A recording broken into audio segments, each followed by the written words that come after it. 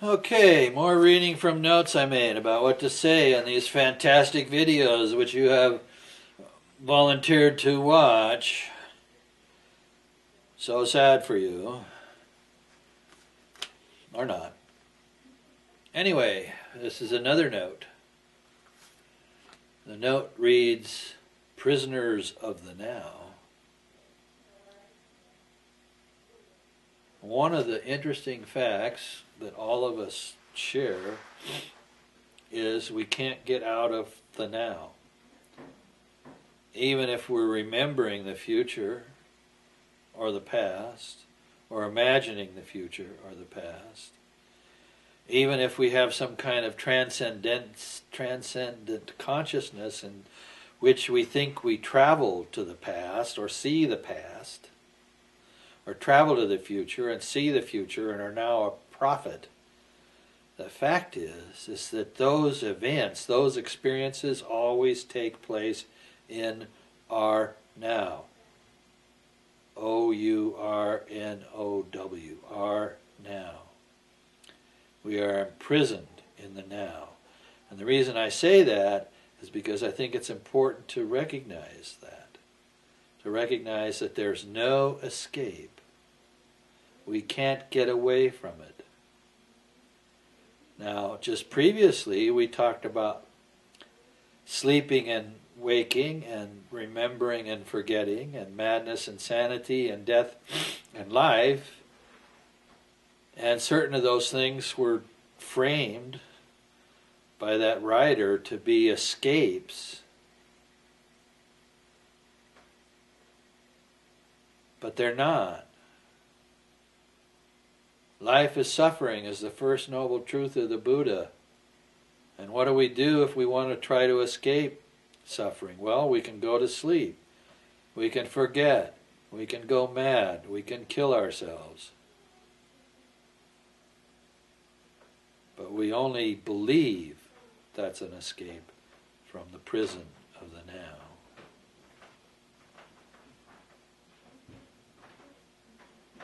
What's the trick? Is there a trick? The trick is to not think of it as a prison. The trick is to recognize that the now is something rather remarkable. It's an ongoing miracle because the whole thing, this experience of the now, is interdependent with our relationship to it, with our mind's relationship to it.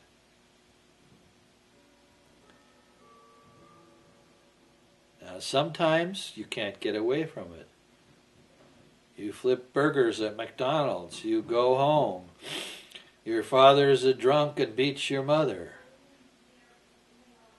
Life is horrible. But if you study your mind and learn how to exercise what I call the will in thinking, which is your attention and your intention, then how you think about your experience is yours to alter. Can you get rid of pain? No. And there's a famous line in a movie, I think it's in Lawrence of Arabia. He does this trick where he's holding his hand over a flame and he doesn't move his hand, and people watch him and they go, that's crazy. And then his friend tries it and that friend's hand gets burned and he pulls it away and he says to Lawrence, how did you do that? How did you do that? How did you keep your hand over the flame? And Lawrence says, the trick is not to not have the pain. The trick is to not mind the pain.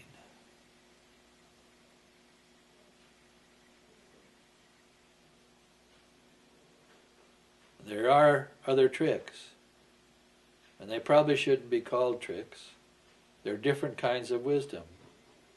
Let me give you a little story of an experience I had. I was at a party. This was in the 70s.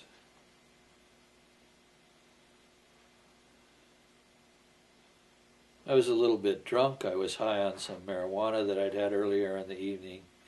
I'd gone to sleep. And then I'd gotten up, because this was a party where people just flopped all over the floor and the sofas and the different stuff. And I had taken my shoes and socks off, and I went to walk to the bathroom, and I stepped on a grate in the floor because the furnace in this house was embedded in the basement, and it sent its heat up through the grate, and I stepped on the grate in my bare feet, and I burned the fuck out of it.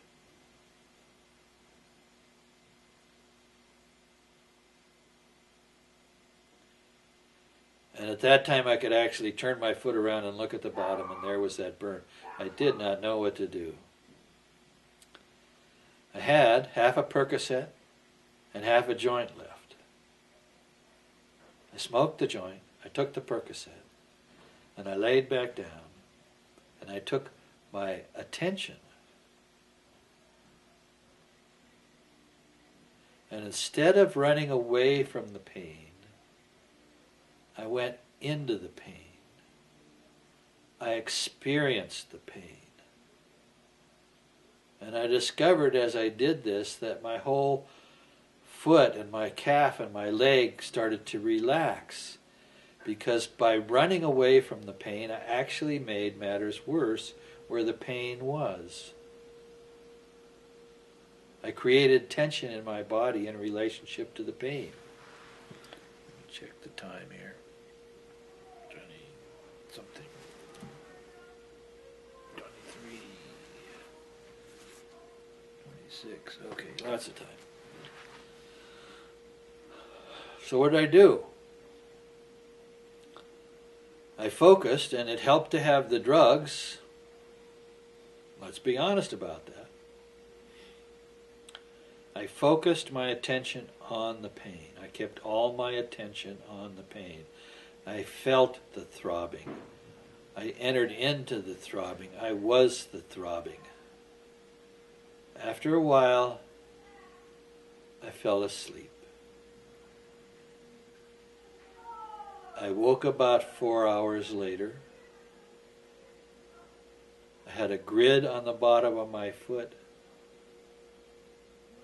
and no pain.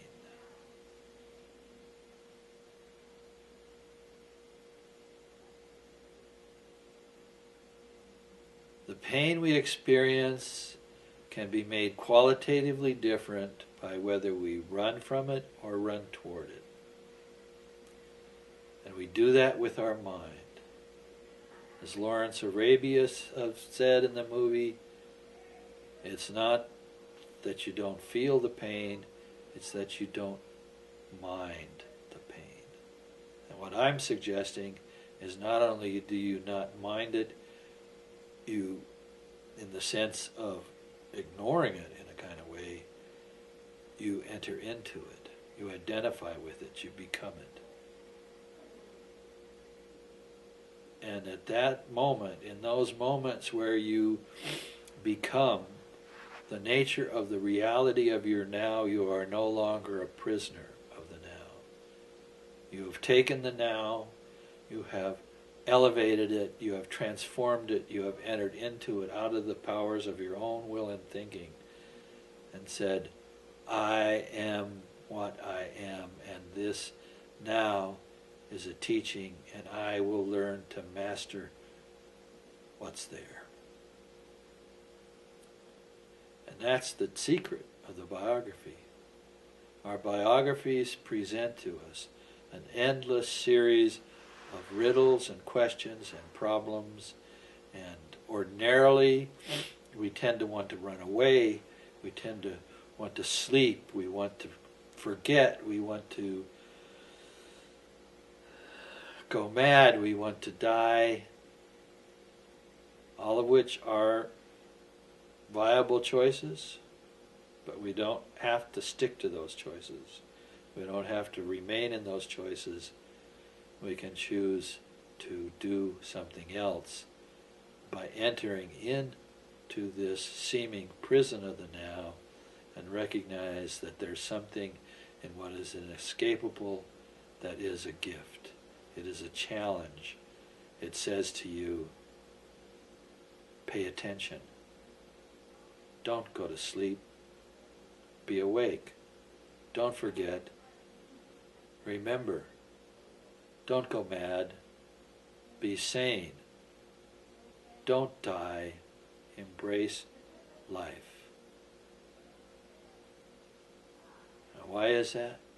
Well, in my book, I talk about how the thing that's going on here in the world, the thing that's hard to take, is that the world is, and I'm putting this forth as a theory, and as a better theory, a better explanation of our experience than Darwinian evolution and the Big Bang. An explanation which can be understood empirically if we set our mind to it. And that is that we exist within the creation, and the Creator himself or herself, or however you want to put it, has embodied himself in the creation. And I'm in this room, and I have a mind, and I'm inside the creation. And when I go inside myself into what Luke calls the kingdom of heaven inside me, if I go into that hidden universe in my own mind, I step inside the place of meaning of the creation, and I begin to determine the nature of that meaning.